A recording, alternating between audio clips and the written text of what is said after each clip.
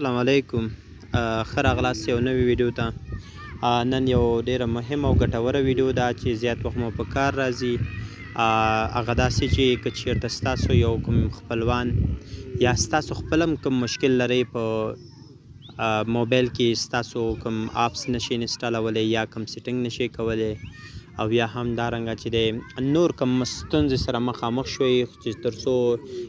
یو کس یعنې تاسو په یو هیواد کې هستئ او یو بل کس چې دی په بل هیواد کې اوسیږي، نو تاسو د هغه کس نه که چیرته تاسو غواړئ سپورټ غواړئ ملاتړ ترې غواړئ تر څو چې دی هغه کسان ستاسو موبایل ته را داخل شي او تاسو ته سیټینګ وکړي ستاسو موبایل د هغې ځای نه جوړ کړي. نو دغه چې دی تاسو دغه ویډیو په دغې حالت کې در سره ډېره مرسته کوي که چیرته چې دی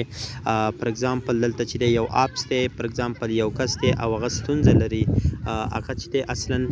د دغې اتنټیکیشن په هکله باندې نه پوهېږي، نو تاسو د هغې نه مرسته غواړئ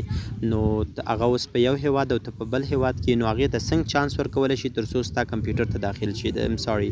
ستا موبایل ته داخل شي. نو د دې لپاره به چې دی تاسو یو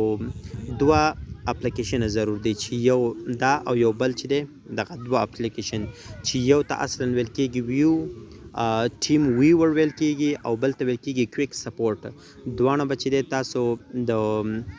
پلی سټور نه را ډاونلوډولی شي، هغه آیکنو ته یې وګورئ علامو ته یې وګورئ نو تاسو به چې دی دواړه به را ډاونلوډ کړئ. یعنې اصلا چې دی کوم کس چې دی اصلا سپورټ غواړي، یعنی مطلب زما کمپیوټر یا زما موبایل خراب دی او یو بل کس چې هغه مطلب په بل ولایت په بل هیواد کې دی مګر پوهېږي چې دا مشکل ماته حل کړي، مګر زه به چې دی زه د هغې کس نه ملاتړ غواړم یعنې کومک غواړم، نو زه به دغه چې دی دا د سپورټ یعنې کویک سپورټ چې دی دغه به انسټال کړم او هغه کس چې ما سره مرسته کوي نو هغه به اصلا چې دی ټیم ویور به انسټالوي. راځئ نو د دې استعمال به بیا څنګه کوئ. راځئ ګورئ لومړی چې دی که زه راشم په کویک سپورټ باندې کلیک وکړم دې ځای کې ګورئ موږ ته دلته یو آی ډي راکول کېږي. دغه آی ډي چې دی اصلا دا بدلیږي خو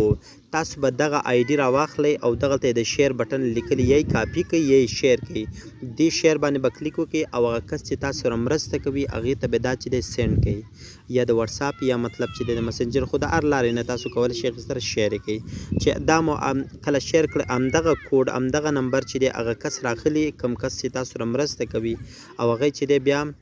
د دغې د ویور د ټیم ویور په نامه چې کوم څوک تاسو سره مرسته کوي نو هغې به دا انسټال کړي او په دې باندې به کلیک وکړي او دغه کومه آی ډي چې تاسو سره ده هغه بیا دغه ځای کې ورچې دې ځای کې او ستاسو